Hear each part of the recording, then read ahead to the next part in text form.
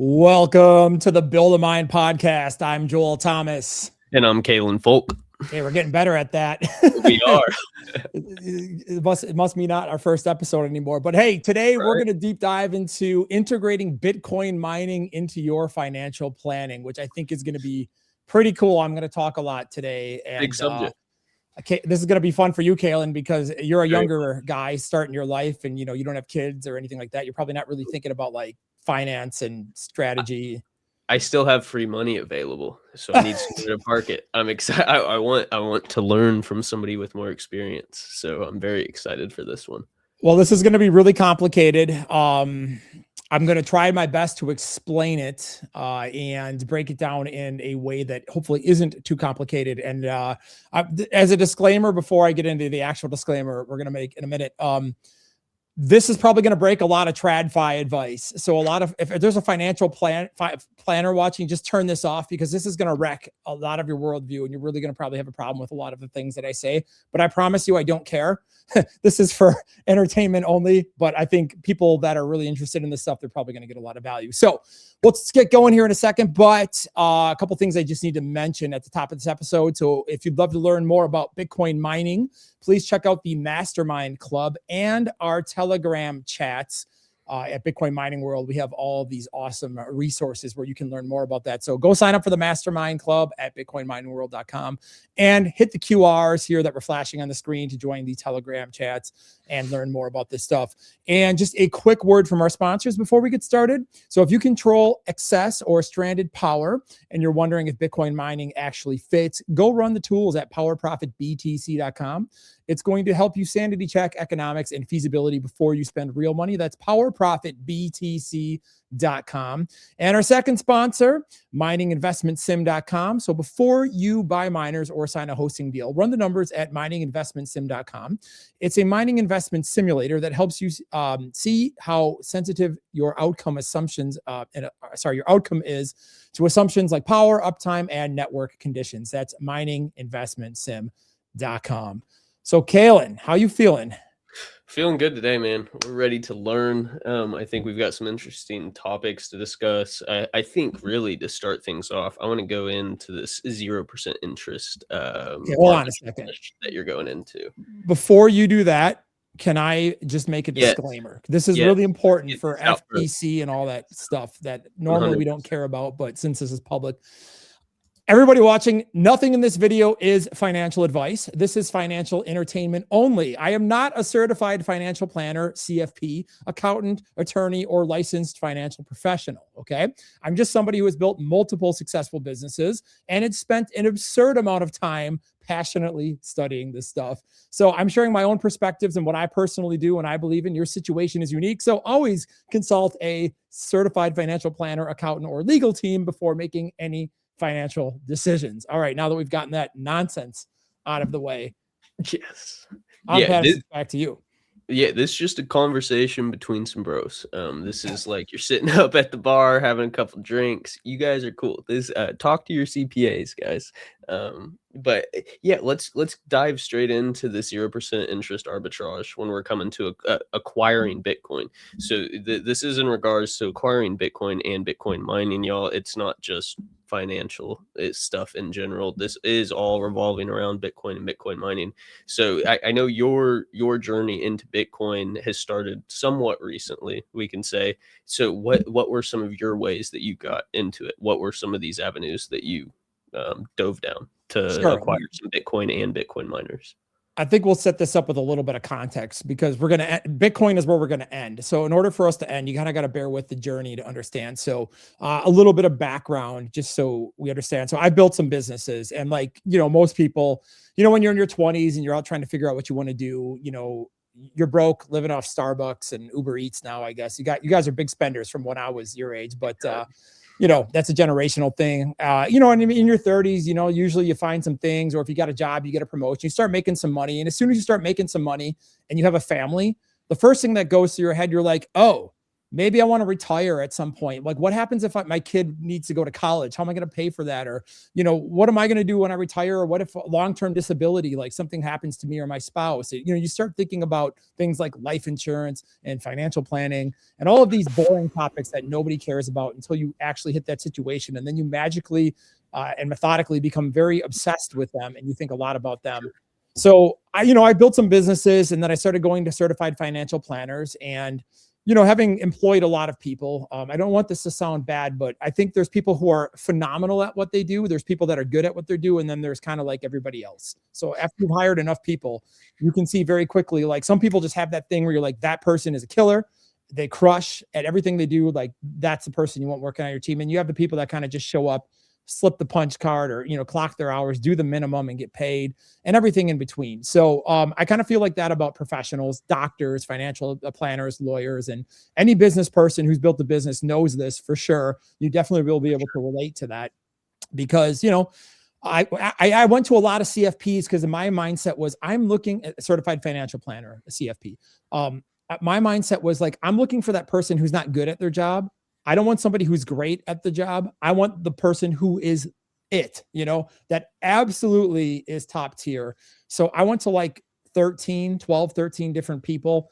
I called all my friends. Like I have a friend who's like worth $500 million. I'm like, who's your guy? I want to go see that guy, and like, so I spent a lot of time. And as I went to all of these different investment advisors, and I'm a person who does this homework and back test portfolio. I went to school. I have a degree in finance. Like that was kind of like essentially my college starting point. Yeah. That's not what I do for a living. You know what I mean? But it's definitely something I've always been passionate about, and I've always cared about and always been interested in. So, I would go in and they would give me this like portfolio, and they'd be like, oh, if you just buy our fund, and you backed and look, it outperformed the S&P. And I'm like, now hold on a second, dude. I would go home and come back and be like, actually, I back tested your fund. And if you move the date window by 1 year forward or backwards, you actually perform by 3%, and you're charging me a 1% fee. And then here's a table showing you how a 1% fee can be up to like an X% return drag over the next 30 years of my life, which could cost me tens or hundreds of thousands of dollars. And, the CFP would just sit back and be like, wait, let me see that math. Be like, wait, how'd you figure that? Like they're not ready. I hate to be that guy, but it's not how their minds work. No, they're not trained to look at it through that viewpoint. You don't have kids, but I equate it to be like a doctor or a dentist. It's not like the problem is you go to school and you're taught a certain thing and you have a certain paradigm of worldview. And anytime something comes in, like being a Bitcoiner, and breaks that, it's like, they don't know how to handle it. As I smack my mic out of my face, they don't know how to handle it. And it's really, I pick up on that real fast because, I'm a business guy, and like, I can see when somebody's trying to BS me and sell somebody. You can't sell a salesperson. You can't market to a marketer, So, I went through a lot of CFPs, and that led me on this crazy journey. And I discovered something really cool after talking to some of my really high net worth friends that own different companies. And that is what is called the 0% tax strategy. And this is, like I said, this is all going to go into Bitcoin because Bitcoin fits perfectly into that, because anybody who teaches this 0% thing doesn't talk about Bitcoin yet. Like when I asked my guy about Bitcoin, it broke his brain. And I was just like, I need to find a new CFP. So next, but anyways, I don't want to spew hate, but seriously. Okay. So, a big, well, actually before, yeah. Okay. I will say this, a big aha moment that I had in my planning, and I was going a certain direction. I'm going to talk about exactly what was in school and finance and TradFi. Everybody's a CFP. If you ask them what inflation is, and I'll give you an example, one of my best friends that I see 3 times a week for soccer, he's, head of one of the biggest financial planning firms in the state. I see him all the time. And if I'm like, dude, what's inflation? He'll be like, oh yeah, it's like 2% or it's 2.3 according to CPI, right? The consumer inflation index that the government puts out. Like, come on, like any of us trust what the government tells us, right? I mean, maybe people do, but I think that's not in this community. Yeah, that's a fool's errand, and that's a whole nother cop topic. Whole nother monster. So, and I was like, hey, well, I heard Saylor say something that broke my brain once, and I was going down my Bitcoin journey, and he was like, inflation 7%, and this was my need to know moment where I went from being like a TradFi type person who owned Bitcoin and traded it and was kind of into it for some years to like Bitcoin is it. everything else is a waste of time. When Saylor said the rate of debasement is 7%, like that's the hurdle rate for real monetary inflation. And if you go back, man, I went back and I back tested and I studied and I researched, and I kind of had that moment where I sat back, and this is like about a year and a half ago. And I was like, you're right. And here's what really got me. I was looking at the businesses I have. Okay. And like most people's business, you find something that with product market fit, the business catches, it explodes, you kind of curve up and you hit your like first, early majority, you start making some money. Then the business kind of like hits a plateau and you start getting like, you're getting like that no man's land where you're like getting 2-3% a year at best, and you're grinding, and it takes like 30 to 40% more effort to go up.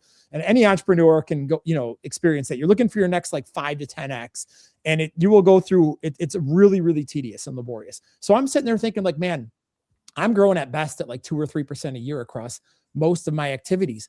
And I'm like, I'm getting killed by inflation, and I can feel it because one of the companies I've had, my best one and my biggest one, has been rolling for 10 years. And like, I can really feel the effects since COVID of inflation and how that's affected like payroll and margins. And like, we used to have money and be well capitalized, and now it's like, it's just a lot more of a struggle. And I kind of was just sitting there and I'm like, unless I can get like the kind of exit that I want, I'm literally stuck in the matrix for the rest of my life. There's got to be another way. So man, I went and I did the Saylor thing where I'm like, all right, equities, what's all the pros and cons of equities? Gold, no offense to Peter Schiff, gold, what's all the pros and cons? Real estate, what's all the pros and cons? And I'm like, dude, nothing beats inflation other than like 7 tech stocks. Yep. If you rebase from 2 to 3% to 7%, it broke my entire worldview and everything I'd ever learned, every book I'd ever read. And it like melted my brain. I sat there for like 3 days and just read books on Bitcoin. And because that's what I arrived on. And I went full maxi. I'm like, everything I'm doing in my life now is just to start acquiring Bitcoin. And I had to start over because I was a stupid trader, and I lost all my Bitcoin from BlockFi and Celsius. And, I had to start over a year ago, and I've begun my journey. So where I ended up is that paradigm shift in my thinking, and realizing that in order to get ahead, you got to be a really good stock picker, which I'm not. You got to be a really good trader, which has like a 7% success rate. Yeah, like you used to trade, like I suck at trading. I always buy high. Yeah, I think it's closer like 9, like there, it's like 2 to 4% of people that actually make money doing consistent day trading. Like there's those people that do 3-4 month swings, but people that are day trading in and out of positions, it's like 3 to 5% that are making any sort of reasonable income, and they're working on ridiculously small margins. It's crazy. My brother's a trader professionally, and he teaches it and does all this stuff. He's really good at it, and he's Mr. chart this and chart that, and do this and do that. I'm the worst trader ever. Even my brother, who does it all day, that's all he cares about. Even he's like 50-50. Half the time he's losing money, half the time he's making money. And I'm just like, dude, that's terrifying to me. I suck at it. So I'm just like, hodl, just buy something, stop, do nothing. So I kind of came into this. I'll bring it back to where we were. I had my Bitcoin moment, and I'll explain how that fits in. But I had discovered something prior to that, maybe like 5 or 6 years ago, called the 0% tax strategy. And this is a really cool strategy that a lot of like, decent net worth people, a lot of business owners, et cetera, use. And it's relatively new and fresh, and it's really clever, and it fits perfectly with Bitcoin. So for me, when I took this existing strategy, totally set my life up around it, and then discovered Bitcoin, I was like, oh my God, I don't have to fully pivot. I can take everything that I have and I can use it. And then again, I discovered mining, and then mining with all the new tax laws. And we're going to talk about that later, but mining really opened the floodgates for me. And then I was like, wow, I feel like I found the infinite recursive, money loop, flywheel, glitch, cheat, like Konami code for the old Nintendo fans. It's before your time, Kalen. I just feel like that's the unlock for the video game. So we'll get there. Okay. So let's talk about 0% tax. So you got to think about taxes like this. Right now, we are probably in a situation where I would say that taxes, I don't want to say are at historical lows, but they're pretty damn low. And I think if there's one thing you and I could probably agree on, or most people, is there's definitely going to be a time in the next 50 years where taxes are probably going to go up, meaning is the government going to spend more money? Oh, hell yeah. They tried to stop that recently with Doge and all that stuff. That didn't last very long. Politicians, if you read like 30 books on economics like me, you look at everything in terms of incentives, and, politicians' incentive is to stay in power and to keep control. It is not to do anything else. They do not care. So, whatever, it is what it is. So, I think about taxation and like, I think at some point in time to fund all this stuff and all these obligations, because governments can never cut anything, they can't manage anything. They can't even eliminate fraud, as we're seeing right now is the hot trending topic. So it's kind of like at some point in time, taxes are most likely going to go up, right? I think that's a pretty safe assumption. So I'm thinking now it's like, if that's the case, I'd rather pay taxes now, and I would not want to pay taxes when I retire. And a lot of the retirement accounts like 401ks and stuff that people have that they're given are terrible investment vehicles. And no financial advisor will tell you this. You might meet one or two, but most of them will not, because this is what they do for a living and they're getting a fee. And, every person takes it, but they don't really understand the traps that are in those. I'll give you an example. This got somebody very close to me in my family, and it really pissed me off because the financial advisor that had been with that person who's very close to me, close family, my entire life, as I've known this person, that person missed this, but I figured this out. And I'm like, I'm not a CFP. I shouldn't be figuring this out. I'm just a hobbyist finance nerd, right? Like I should not be figuring this out. Like I'm playing little league and this guy's like big league, right? And 401ks and IRAs, or individual retirement accounts, have something called RMDs, or required minimum distributions. And what that basically means is when you retire and you hit a certain age, the government just says, hey, Kalen, you've got, let's say $1 million in your account. You have to take out a certain percentage of that account. And if you don't, big trouble. We're going to tax you. We're going to do this. We're going to pay, they kick your butt. The government totally F's you over. Now, the thing is, if you're RMD, your required minimum distribution that they make you take out, and again, taking it out on a year where you have an up year or a down year is also very important for drawing down when you're in your retirement. And what that basically means for non-finance nerds is, I'm going to ask you a question, Kalen. Let's do some math. Let's do some math. If you have a 30% loss, so say you have 100K, and, to keep it simple, and you lose $30,000, so you lose 30%, what percent gain do you need to get back to 100? Close to 50, what, 45%? All right. You're smarter than most people, because most people will be like, oh, 30%. No, it's actually, you need about a 43% gain. Yep. So you need 43%, because $70,000, 43% up is about 100 grand. It's not 30% only brings you back to like what, 92 grand or something like that. Give me my calculator. I'm not, which may not sound super substantial, but you're looking at 8% and magnify these numbers. We're talking about 100 grand, talk about it with $1 million. Now we're talking about 80 grand. These aren't small percentages, even if they may seem like that with the numbers we're talking about. And so here's the point. You could have $3 million in your account and think you won at life and you did good. And then you could take out what a lot of advisors call the 4% rule. And you're doing these drawdowns every year. And then all of a sudden you have a thing where the market, like 2008, tanks 30%. And now you draw down. And that $3 million you had could be gone in 8 years, depending on how much you draw, because people don't understand the math. And it's incredibly dangerous. And again, smarter CFPs will tell you this.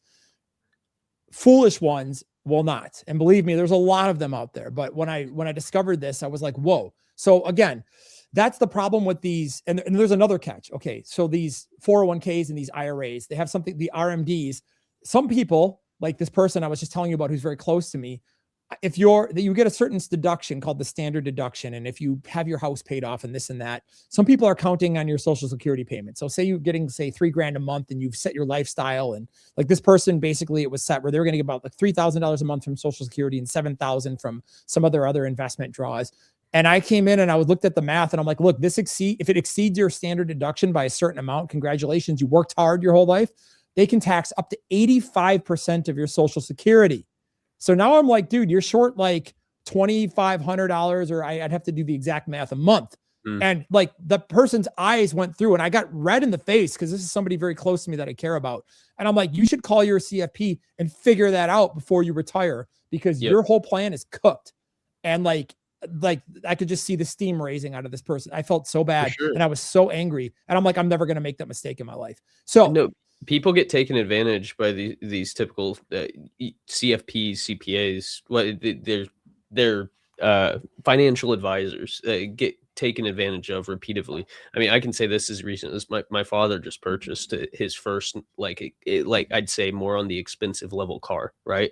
And I I'm very adamant about a lot of things. It's like he was asking for my opinion, so I'm giving it. I think financing through dealerships are ridiculous. You're getting all these excess fees. I don't trust them no matter what they say.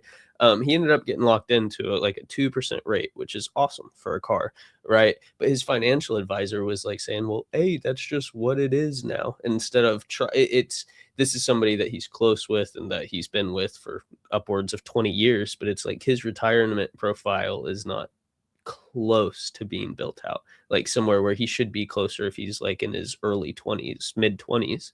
And it's like his CPA is telling him, well, yeah, I mean, this is just how cars are now. So yeah, that's just okay to spend $700 a month on a car when you're bringing in X amount. It's just, it doesn't, the way that these people work. And then he's while telling him this, like you're saying, he's taking 2 to 3% from him off the top of his what little he does have invested for retirement.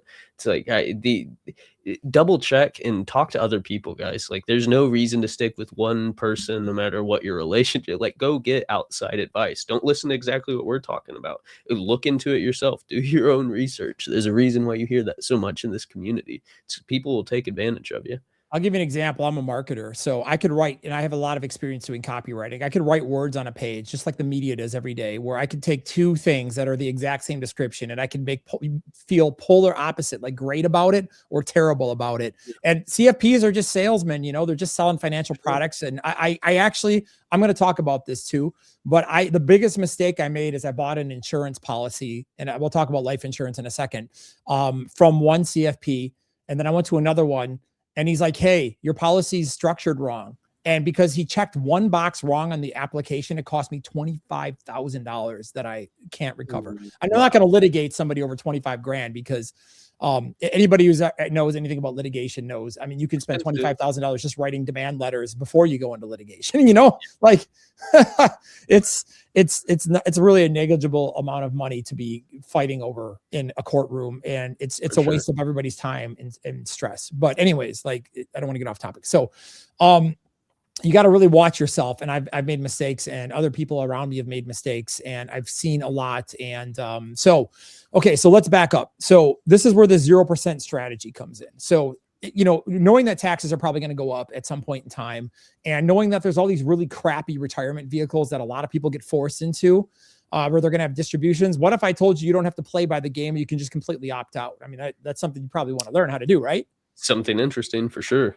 Absolutely. So somebody a good CFP came up with a strategy called 0%. The guy, I think, I don't know if he's the first person, but the guy named David McKnight he wrote a couple books on this. There's a good book called The Power of Zero. You can read it by David McKnight. This is interesting, somewhat controversial among CFPs, because like in any industry, people like to argue. It's like, shit coiners versus Bitcoiners. You know what I mean? Like we all have our opinions. Okay. So basically 0% means this: you take your money, you invest it, but when you retire, you have no required minimum distributions and you pay no taxes. So you're in the 0% tax bracket. None of your income or not income. I want to use the right word. None of the distributions, draws, the money that you live off of in your retirement is taxable for any reason. Now, this requires some really insanely careful planning and some very specific tools. Bitcoin and Bitcoin mining will be one of them, but I'll start out with the more TradFi ones just to make sure to fill out the strategy, because one of these is really powerful. So the first one is, remember I talked about IRAs or individual retirement accounts. There's also the Roth IRA variant. And the difference between an IRA and a Roth IRA, and I explained the Roth IRA earlier, the regular IRA earlier, is the Roth IRA. You put money in now, post-tax, meaning you pay taxes, you put your money in, right? Like I said, tax rates are lower now, most likely than they will be at some point in the future. And that money appreciates in the Roth account. And then later in life, you don't have to distribute. There's no required minimum distribution.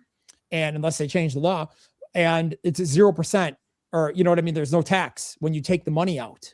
It's tax-free. So it's like, you want to get taxed now on the base, or you want to grow and take your nest egg later and pay tax on the draws. And I'd rather pay tax now, but that's my opinion. There's some people that disagree with that. And I've seen guys argue till they're red in the face with me about it. And I just don't care what they think, because that's something crazy to argue. You never get, there's a reason on it, because if tax rates stay the same, you could say, okay, well, what tax bracket? It gets really, really complicated. Okay? Well, but when you're talking about a Roth IRA specifically, all you can put into it is $7,500 a year. Correct. On a level, right? there's another problem. Okay. If you make too much money, like most successful business owners do, you have to do what's called a backdoor Roth conversion. So you can take your money, you can put it in a traditional IRA, not take the tax election, and then transfer it across, like in, say, Fidelity, your account to your Roth IRA. And now you have a conversion, and you just check the right box. And if you have a smart accountant, and then you now have a Roth IRA, even though it's illegal for you to have one, if that makes sense. It's called Interesting. a backdoor. That's something I wasn't aware of. So yeah, you got to pay attention to the limits for that and stuff. But anybody who makes real money, like they're doing backdoors. And so, that's the first strategy. So you put your money in a Roth IRA because you will take it out. You will not pay taxes. You can control it. You don't have required minimum distributions. It's not going to affect if you get a Social Security payment, if that's things even solvent, you might as well plan for it though, because it's your money and you'd like to get it back, right? So that's the first thing. The next is what's called an IUL, and this gets really complicated, which is indexed universal life or any whole life insurance. Now, the difference, Kalen, for you, I'm going to simplify this. The difference is there's term life insurance, which is like, hey, you pay me $100 a year, dude. I'll put a 10-year term on your life insurance. And if you die, your spouse or girlfriend or mom or whoever is going to get $500K or whatever, But in 10 years, we're going to change the rate on that because you're going to be older and you're not going to be as healthy. So that's called term, right? That makes sense. Like you have a term, a finite term. And then there's what's called whole life or universal indexed life. And I'll explain that in a second. But whole life essentially is like, think about it as like a piggy bank. You put money into an insurance policy and you buy life insurance, but you can also put more money into it up to a certain amount. And there's 3 laws. TAMRA, TEFRA, and DEFRA, I think they're spelled out. These are things from the 80s where Congress basically said, hey, we have this really cool loophole where you can basically use your life insurance as a tax advantaged accumulation account to do all these really cool things that you normally can't do with, but we're going to put some limits on it. You have to buy a certain amount of life insurance and there's certain ratios. And if you do not, it becomes a MEC, which is a modified endowment contract, which basically means the government comes in, gives you the middle finger and takes a bunch of your money and taxes the crap out of you. So it's very important that you don't screw this up and you have a competent person settle this. So the difference between whole life and universal or indexed universal life, IUL, or also known as a LIRP, life insurance retirement program. These acronyms, man, you following? You good so far? I'm getting there. I know I can rewind when I need to. All right. You're doing good. All right. So, the difference between that is, a life insurance plan, like you go to like MetLife or one of the big ones, usually they have like a certain amount of money. So you put money in, you buy a certain amount of life insurance, you overfund it. And then at a certain point you can take money out and, the LIRP or the IUL, right? The indexed one is tied to an index. So basically what happens is it says, hey dude, when the stock market goes up, you get gains, but we're going to cut them off at a certain point, like 13%. But here's the kicker. Remember, we're talking about the negative math. Yep. When it goes to 0, right? And it goes under 0, we have a drawdown, you get credited a big fat 0. So we could lose 30% in the S&P because it'll be tied to like an index like the S&P 500 or whatever. So when the market dies and goes down and we have a recession and it's down 30%, you get credited to 0. So in order to do that and provide that, they give you capped upside, but they keep your downside protection, which helps you in years when everybody else has lost 30% of their money or 20% now has to wait 4 or 5 years to get back up. And they're trying to keep doing drawdowns. And we already talked about, you can start floating this out and doing Monte Carlo simulations and all these fancy, like forecasting tools these planners use. But basically, if you start mathing this stuff out and you have a couple of bad years in your portfolio, like it'll shock you if you do it on a spreadsheet. Like again, most people aren't going to do that on a Friday night. But I like to do stuff like that because I don't know why I have a problem. So to me, it's interesting to model that stuff out because again, when people sell you something versus you actually mathing it, it's like life changing. The way you go into the meeting the next time and you prepared and you start throwing stuff like that. And then you see what the advisor says because they're usually not used to being pressed like that. And then you see who's good and who's not. Because if they have a good, smart answer, they're like, actually, here's how we're going to handle this. Boom, boom, boom, boom, boom. They're sharp. Not surprised.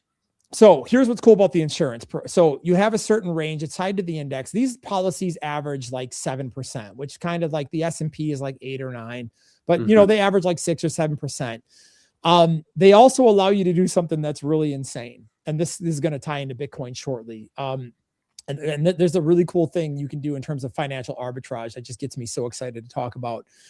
The way that you take money out of these policies, so like I said, say you have an IUL, is you buy your certain death benefit, you pay your insurance fees, and then you throw in like an extra couple grand a month or whatever, however your policy is structured. And then that you're accumulating that, and it's over many years, it's going up, say at 7%. Now, when you retire and you want to take money out of this thing, or you can take money out at any time, they call it infinite banking, or like, you become your own bank because you have a bunch of money in your life insurance. Instead of going to the bank and getting a loan, you can borrow from yourself at like 5% and again, each policy is structured different. Each thing has its own terms, but think about it like this. All right. So the one that I have has a 5% loan rate. And, like I said, it can fluctuate up and down on a year. But it averages like 7% based off past history, which is not a, indication of future performance, but let's be real. They're printing money like crazy. Yep. It's going to keep doing that. So I would bet on it. I think most advisors would think that's a safe, like risk allocation. So for sure. The way it works now is you will borrow against yourself. And what's cool about this is when you take money out of this policy, you're not really taking money out. And what do I mean by that? Okay. So you have what's called cash value and like accumulation value, two parameters. So let's just say simple math, you have $1 million in this thing. Okay. And that's going to get, let's say 7% for easy math. So cool. You get 70 grand, you have $1,070,000 at the end of the year now, saying Jan 1st to Jan 1st. Okay. You've lapsed, you've made 7%. If you take a policy loan out, let's just say you take, I don't know, $500,000 out of your policy because you want to go invest in your business.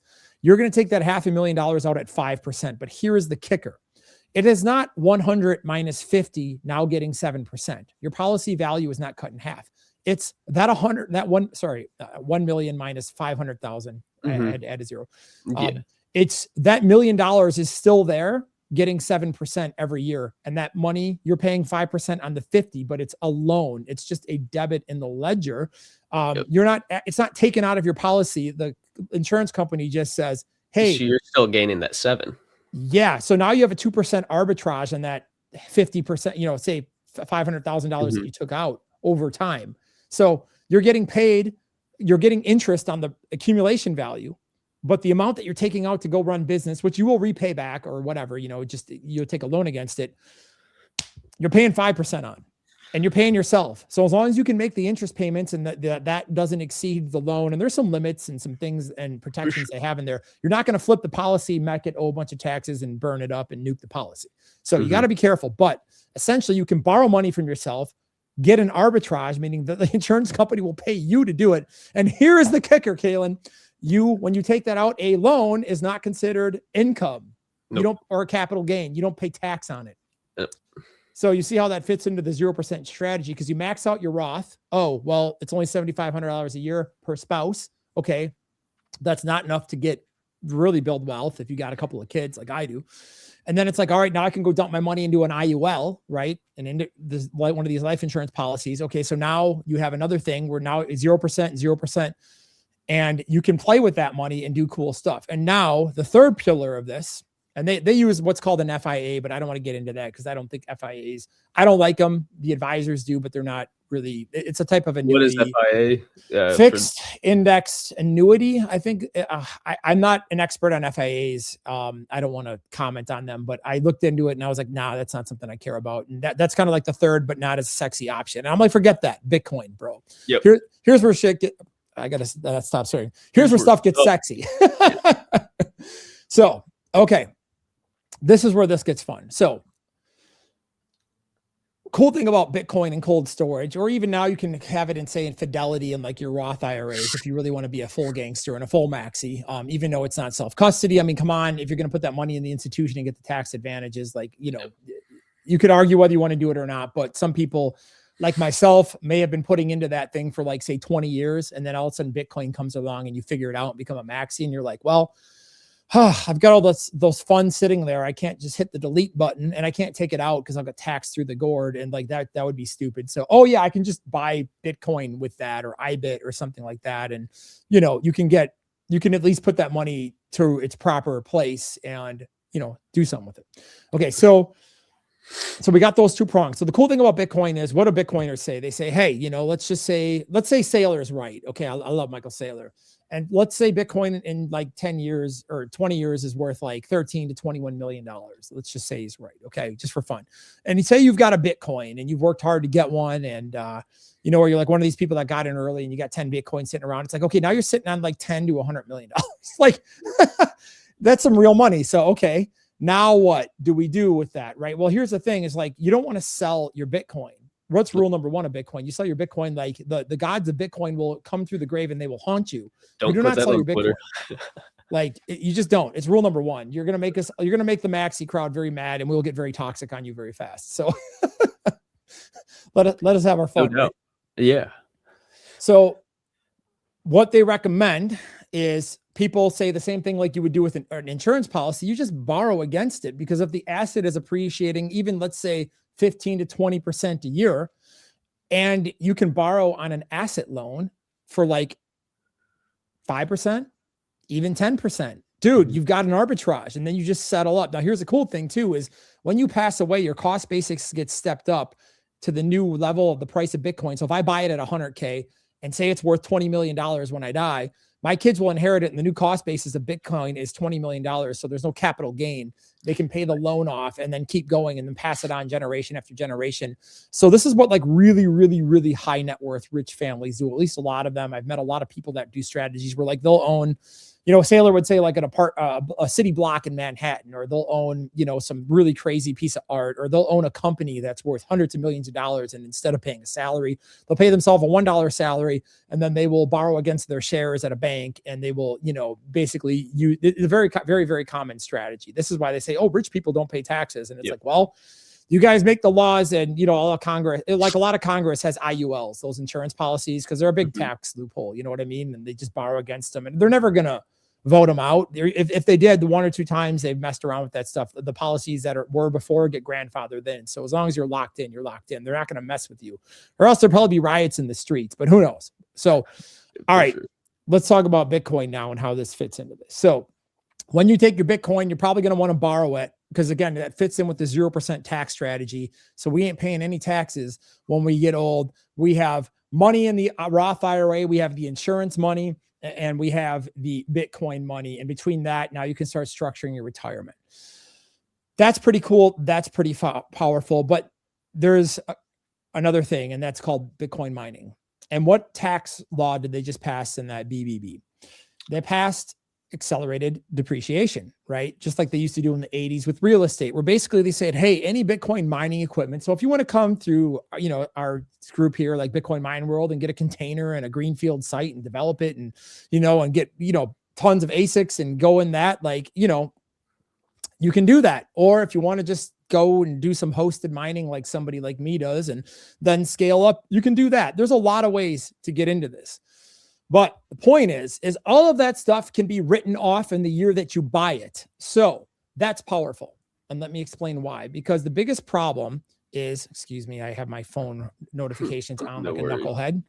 The biggest problem is income is taxed the highest. So as I would tell my children, there's three ways to make money. You can work for it, which is taxed the highest. You can get somebody else to work for it, which is running a business and getting some leverage. That's taxed better, because usually, you know, there's capital gains if you're selling equity or whatever. Or you can take your money and you can have your money make money, which most people who are smart and do like to work, like myself, do all three. So I own businesses, people work for me, we make money together. I actually go out and physically work and pay myself, right, and earn fiat and take that money. And then I have my money working for me at some point way later in life. Hopefully I'll have enough of it where my kids and I will be able to, you know, like live decently. So, you know, like across those three pillars, those are three ways you can pretty much make money. So what's cool about mining now is, because most people work and have a job or an income or like a salary that's taxed at, if you do well in a year, you know, it can be 40%, 50%, depending on what state you're living in. It gets pretty crazy. You have these things called tax brackets. And the problem is you can go up $1 or $2 in income, and suddenly you're in a new bracket and your tax rate goes up by like 8%. And you're just like, whoa, you know, and all of a sudden now you owe like $20,000 to the IRS. So this is the problem, is people that make a lot of money, doctors, lawyers, business owners, you know, you're always like, how do I get my income down and not pay the dang government money that I don't have to? Well, geez, Bitcoin mining is awesome because it's Perfect. part of our strategy. And this is where this flywheel thing comes in. And this is where, and we'll talk about insurance and credit here in a second and how we can really accelerate this and get into some crazy stuff. But like I said, what happens is if you think about it, you're like, okay, say I want to stay in the 24% tax bracket with my income. So you go look that up and say, okay, I'm married or single, and you look at your tax brackets and you say, okay, I don't know this off the top of my head, but you look at that number and you're like, okay, I make over this amount of money, me and my spouse. Every dollar after that has to be spent in going to like a Bitcoin miner. Because the reason is I've already maxed out my IUL and my Roth IRA as part of this strategy. Now I need to keep my income down so I can keep that $20,000 or $10,000. Again, depends on what bracket. It can really add up pretty crazy. I need to keep my income down. So I'm going to go buy a bunch of miners, right?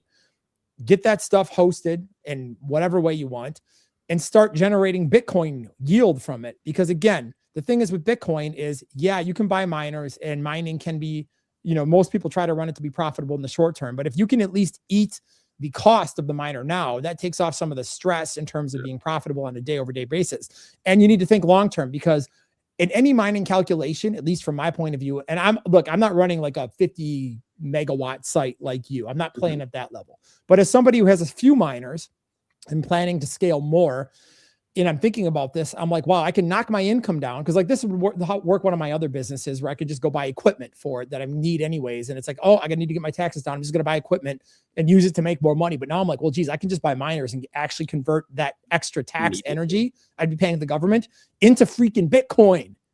Yep. And if I can just wait 4 years. Well, what's that?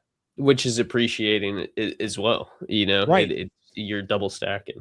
It's like, if I can just wait 4 years, that the return on that is going to be crazy. But if I can wait 10 to 15 years, I mean, that's where it gets into real crazy money. And I'm thinking like, the next 5 to 10 years, really like 10 years, I don't know what the landscape for mining is going to look like, but I know like we're in that Goldilocks zone right now where it's like, we've got at least 5 really crazy years left of it. And then maybe another 5. And then it's hard to say, but right now, this strategy works for this period of time. So it's like, I would rather kind of eat ramen soup, keep my crappy beat up Honda car and live like a peasant, Sure. like a medieval peasant and really rough it out in my life for the next couple of years and just accumulate as much Bitcoin as I can now before the price of Bitcoin is like $1 million and it's really hard to get it. So this is what I like about mining is like, you can take that money you'd pay in taxes. You can bring your income down because a lot of people don't own businesses, like say a doctor or I mean, I guess it depends on the circumstance, but like a lot of people don't have the write-offs to get their money down, their income down. But you still want to make money. So you can take that money, you can transfer it into Bitcoin. And then that in itself becomes something that's a snowball. Because again, let's say you accumulate 1 or 2 Bitcoin in sailors. Right now you're sitting there in 15, 20 years and you're like, yeah, cool. I got $20 million in net worth that you've mined and you've skipped all these taxes. And, you start modeling this out with AI. And I've spent days and days and days doing this in my life. Like it's crazy when you start getting the numbers and they're like, okay, well, what if we then reinvest and do, it gets pretty crazy. So I think mining is like really an incredible opportunity right now from a person trying to family and estate plan for the rest of your life. Like, you got 5 years to go kick butt because who knows if they'll ever switch that law. Let's just say a new administration comes in or the one after that, like somebody is going to get their greedy claws on it eventually and screw it up. So we might as well take advantage of it now. Just like in the 80s, they had this on real estate and everybody became a real estate developer overnight. We had a bubble. Now is the time to jump into Bitcoin and to go grab it and to mine it. So, it's kind of a cool strategy because like I said, you're building that zero tax thing that we were talking about. And you're doing the insurance thing, right? You're stacking your extra cash there and you're maxing out your Roth every year. And over time, that can really turn into a pretty crazy nest egg and you can acquire a lot of Bitcoin, hopefully, depending on where you're at. And you'll be in a much better position in 20 years from now than you are now. So for me, I would rather, like I said, eat dirt and really lean into this and try to keep my taxes into the lowest possible bracket I can where my family can survive and I can pay my bills every month. So one question real quick before you keep going is just, so if we're talking about making money on a personal level, like we're going to a 9 to 5, right? Making that money. Right. So and then we're bringing in that it's already been taxed on the paycheck. Now we have it. To stay under that bracket, can I take the money that I'm making from my day job, spend that money on miners, and then deduct Yes. down, or is it separated off? That's exactly what I'm saying. So think about it like this. I wish I had IRS tables in front of me, but I haven't memorized them. Let's just say you're a student and you're getting your first job, and I don't know what the first tax bracket is, but you go to like 15%, and then I think it goes from like 15 to 18, Yep. or it's like you just want to keep, you want to take as much disposable income as you possibly can. And yeah, you're right. Okay, so the one nuance I didn't mention, sorry, I don't want to go off, but there is a step bracket. So you pay 15% up to a certain thing, then you go to like 18, then 22, then 24, then like 30 or 28 or 32, 34. It changes all the time. But the point is like somebody, there are people where it's like, you're going to be like in the highest tax bracket. So you might as well knock off 150 grand off your income, throw it into Bitcoin mining, and just not get raked, an extra like 7% on. Again, it depends on the administration and the tax law. You know what I mean? So that's kind of what I'm saying, right? Because I could see how somebody can argue with the math and be like, well, hold on, it steps up. You're not describing it accurately. But anyway, sorry, back to your question. So what I'm saying for somebody like you, in my opinion, and again, this isn't financial advice, it's entertainment.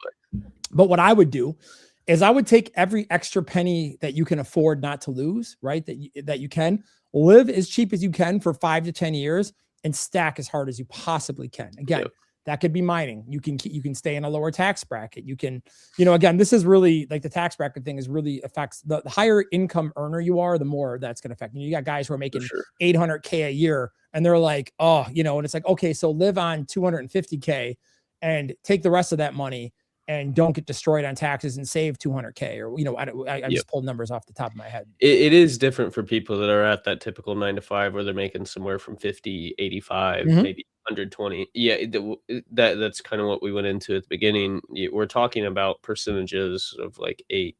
You're saving yourself what, 8, 10, 15, 12, depending on that, whatever bracket you're bumping up to and whatever that difference is from the one below it. That's the numbers that some people may be thinking about might not be super meaningful for them, or like, well, that's only $3,000 a year. And it's like, well, that's why we're talking about this time horizon. Yeah, but $3,000 multiplied over 30 to 40 years, especially into something like Bitcoin. I mean, if you do that every year for 5 or 10 years, that could turn into something pretty crazy. If you start 100%. Yeah, I mean, what was Bitcoin at during COVID? 3,600 was it, right? Where it bottomed out at? It's like, what's that $3,000 doing for you? It's like, wouldn't you rather 10 years we'll be sitting back here, dude? We'll be like, man, remember when Bitcoin was 100K? Like, how stupid were we for not buying? There's no doubt. There's no doubt. It was so cheap, and it's like $8 million right now. It's like, yeah, it just as it is mind blowing to look at it today at 100K, it's going to be just as mind blowing then.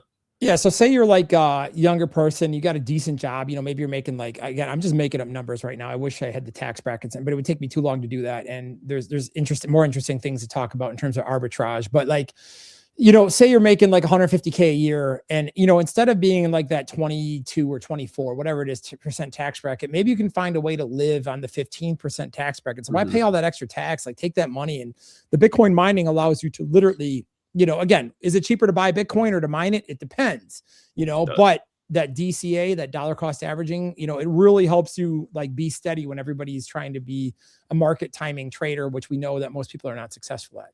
So let's maybe talk about ways to acquire like mining stuff and some of the cool arbitrages you could do based in this, because there's some fun things that I think everyone can do at any income level. And one of those is credit card arbitrage. So what's happened now, and we have these cards like the Gemini card, or I think Coinbase just put out Coinbase One, where you can get rewards on your, in Bitcoin on all of your purchases. Now, some people don't like credit and think it's bad. And in general, I agree. But if you're responsible, like I am, I have really, really great credit. I built up many years, and I always pay off my bill every month. And I really like to arbitrage. Like, for example, I started all of my businesses in my life with credit, where I'm like, literally like, all right, I need to go buy X, Y, and Z equipment to start this business, but I can buy it on 0% for 18 months or 24 months or 36, depending on the financing arrangement with the bank and the company I'm buying stuff. So I can get free equipment for 36 months and pay like $400 a month. And I can go buy 20 grand worth of stuff, and then I can start making money with it today. So I've used that through my life to build multiple businesses many times. And it's been really phenomenal, because again, you got to think like at 0%, well, they're getting debased. There's a debasement trade there. Of course, it's small over 3 years, but over 10 years on a low interest loan, like The bank is actually taking a hit on like a 3% mortgage, for example, at a 7% debasement rate. It's crazy to think about, but you're literally inflating away the loan. So over enough time. So, there's a little bit of an arbitrage there. But what I really think is cool is if you're good with credit and smart with that money, what you can do is you can put all of your monthly bills on a credit card, and then the bank will pay you Bitcoin, right? Hopefully not something like XRP, but you'll pay you Bitcoin, which then you can drop into your cold storage, like the Gemini card, which I use for everything. I live off that card, and you pay it back every month and you get free Bitcoin. So here's the beauty of credit card rewards points. They're tax-free. It's a reward. Yeah, it's considered like a gift, or I forget the exact language the IRS uses, but to my understanding, you don't declare that as income. Whereas mining, you would declare the Bitcoin that you mine is earned income, taxable income. But again, you have all those expenses to offset it. The credit card points, which you're going to go out and spend, like if you got 3 kids, maybe it costs you $8,000 a month in expenses anyways, between your mortgage, your car, your phone, your food, doctor's bills. You can put all of this on the credit card. You can pay it off. And it's like, I did an AI cost break-even analysis. As like any business owner that does a lot of ad spend, where you go and run up like $150,000 in a month on ads, and then you make money, you pay it off, and there's a margin in there. There's a lot of people that run businesses this way. They get all these crazy credit card points. So a lot of business owners stack points. So there was a point where I had like a business in the CBD industry where I was selling like dietary supplements and things like that. And every month we were doing like $100,000 on an Amex, just stacking points. And I'm like, the credit card company's paying me like $2,000 a month in fiat just to pay my bills so I could operate the business. And it was great because it was like I could convert into like a Whole Foods gift card and go feed the kids and get like a $500 thing. But so I went through this stage in my life where I became a credit card arbitrage points nerd and looked at every credit card. Man, I took the best credit card that I had and I did a break-even thing with AI. And I'm like, if I take my monthly expense at this, and given, let's assume this model, like Sailor, not quite Sailor, and really conservative, and doing Bitcoin rewards, and calculate this out over the next 10 years, assuming I spend the same amount of money every month, right, with the family, and maybe going by a 2% CPI inflation boost on the cost of goods. And I modeled this all out. And man, the difference between holding the Bitcoin as rewards versus the regular fiat rewards, which are really crappy because they're always changing the redemption values every month and stuff. Like the Bitcoin, you know what you're going to get. Oh man, it was like, in my case, it ended up to be like in the 6 figures. Yeah. Yeah. No, without a doubt. That makes plenty of sense. Like it blew my mind. Yeah. I'm like, the bank is going to pay me 6 figures over the next 15 years of my life to just switch credit cards. You're kidding me. Yeah, that might not be something that people consider, or maybe you're like, I know you're coming at it from a place of from like a business owner perspective, where you were saying like, yeah, we're putting $100,000 on it, but as you stated to begin with, just living expenses that anybody can take care of, or that anybody can take advantage of. It's like, it doesn't matter how much you're putting on your credit card. Hey, is your rent $1,500 a month? Spend that on your credit card. You're getting 2-3% back. Take that cash that you would have put on it, just pay off your bill immediately. You're not getting charged any interest because it's being paid on time, and you're walking out with 2-3% in Bitcoin. This is like the simplest no-brainer on how to acquire Bitcoin. And it's like, hey, you want to loop that into mining? It's like, well, you take those sats and send it over to Bitmain, order yourself a new S23. 100%. Then you're just stacking more and more. Keep going. Well, you can stack the Bitcoin on the credit card, right? And then put it into cold storage. And then you can take your excess cash and you can start investing in mining. Cause you just save up a couple of grand, you go buy a miner, you can, there's ways to scale and start off, or for people that have a ton of money, you can just go and blow it on a whole box and and find a host for, there's a lot of different variants of that, but that's one way to do it. And the other way that's really, really cool is IUL arbitrage, going back to the life insurance. And this is something that I took advantage of really hard. Is I looked at it, I'm like, I can borrow at 5%. That's really good. That's better than a mortgage rate right now. I know they're about to gun rates back down, but for a while rates have been pretty hie, and it's like, got mine in August at 6.7%, 6.7%. Did you just 6.7 me? Yeah, I did. I thought about that about 30 seconds ago. I was like, I got to bring it up. But I got it at 6.7%. So, Yeah, I mean, yeah, now rates have dropped down lower. I think now they're offering like 5.5, 5.6 or something. I know earlier you cited something like a 3% rate. I was like, Yeah, I have my mortgage is like 3%, but I bought mine in like 2020, so it yeah, was like, where perfect rates were damn near zero. yeah, I mean, exactly. So different times. what you can do is if you want to get clever now, check this out. This is where I'm like, oh yeah, all right. I feel like I had a decent idea. You could go and take your IUL. So let's just simple math. Say you had 100 grand in there, right? And you saved that up as a business owner over a couple of years, and it takes a while, like 10 to 15 years for your cash value to be able to take out almost the full amount of the policy, right? So they kind of like, there's a cost of insurance and it kind of ramps up in a formula, but like you might basically have, let's say 10 grand in there, but you can only cash value out one. And the next year you might have 20 grand in there, but say you can only cash out value out like three. And the next year, and after like between 7 to 15 years, most of these like policies reach some sort of parity where like the amount that you're taking, you can pretty much borrow within a certain like 10% margin. So you don't MEC minimum, which means destroy the policy. So what you can do is like, I looked at my policy. Like I said, I'm just making fictitious numbers, but say you had 100 grand and like, say your cash value you could loan is like, 50 really safely. So you can take 50K out at 5%.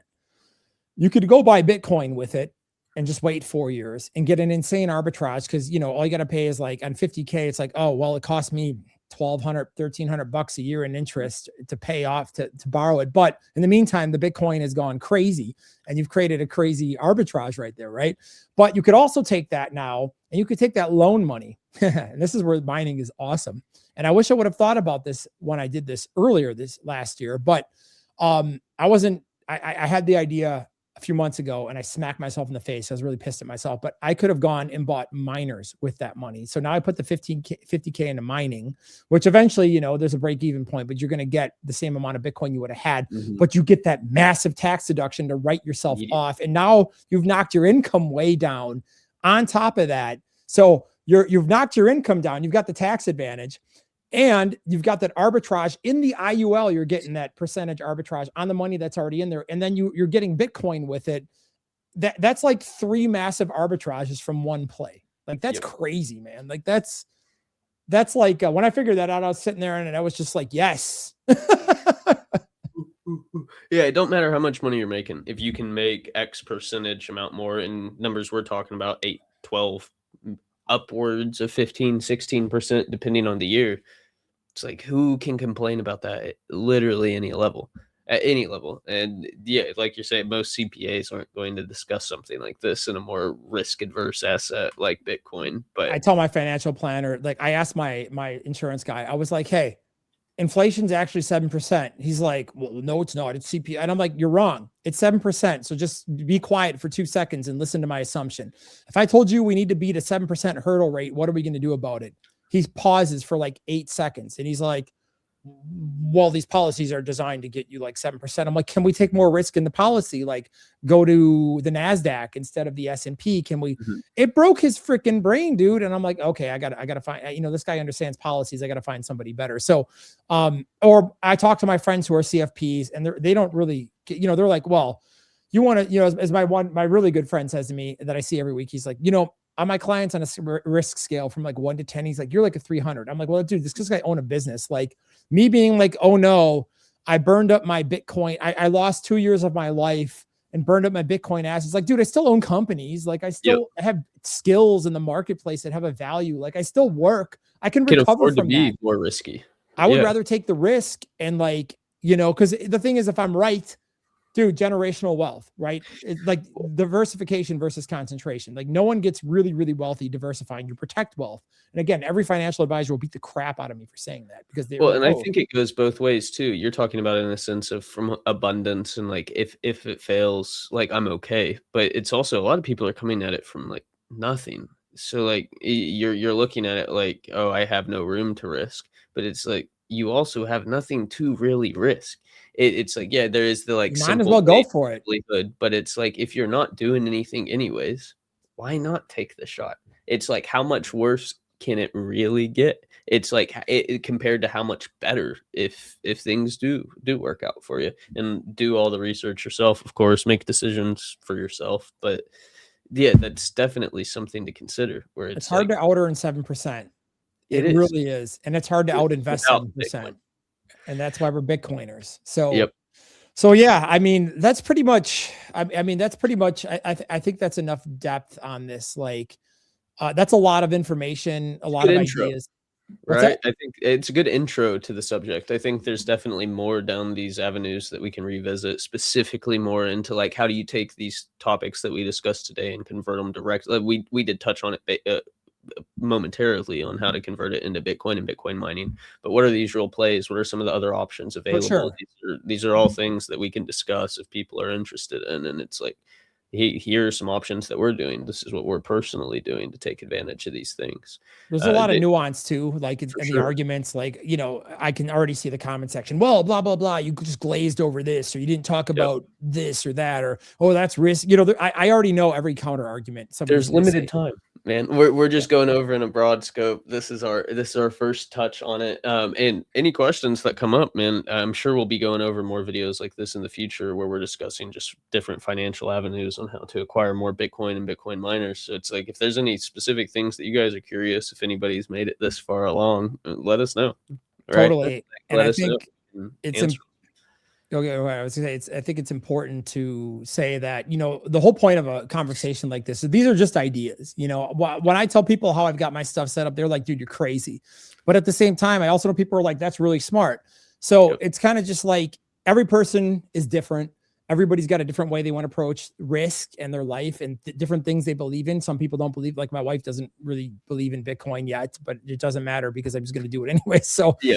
the point is to inspire people, really. So to give people ideas and kind of challenge the way you think about things. Like I said, I can see all my CFP friends. I'm going to link this to when this comes out, and they're gonna literally split their gasket. They're gonna It's be like, in "You there. blah blah blah, you're wrong about this or that." And be like, "Well, hey, you can run your life how you want to do it." But the point For is, sure. hopefully, it's giving you some ideas outside the box and some ways to think about and get pretty creative. And I don't know, I've spent probably like 100 hours arguing this strategy with AI to the most insane nuance in depth and like fighting with it and like trying to find like, like any strategy, there's in any argument, there's always like a counter argument. So yeah, 100%. any final questions or thoughts or anything else you want to? I don't think there's any questions to end this one off, but thoughts just yeah, take a bigger scope into what you've got going on. I mean, just with the simple credit card arbitrage, it's like how many of you guys out there have credit cards? Yeah, How many of them out everyone. there are paying you back in Bitcoin? Maybe make a change. It's like these are things that some people may not even be aware of. I'm sure a few people have seen them. I'll put The my ads Gemini pop. referral link in the description. Yeah, there we go. It's like, link down below. Is speaking of which, hey, if you're looking to buy some miners, there will actually be a link down below for that. Hit us up at Bitcoin Mining World if you're looking to host them. We've got hosting spot. We got slots available everywhere from different price ranges, depending on if you're wanting it in the States or out of overseas, out of the country. I mean, we've got options available everywhere. But I think just to end things off, it's like, yeah, we all live in a fiat world, but if people are going to give out free Bitcoin when we're spending fiat, you might as well take advantage of it. It's a no-brainer. There's so many different avenues. It's not just your 9 to 5. It's not your only way to build wealth, no matter what anybody tells you. There are other opportunities. Don't take our word for everything. Do your own research and look into how to acquire more. Amazing. Well, thank you all so much for watching. Hopefully this has given you a couple ideas and or if anything, at least hopefully you're entertained. Right? Yeah, pick your brain a little bit and start a conversation at the dinner table tonight. Cool. We'll see you guys in the next one. Peace, everybody.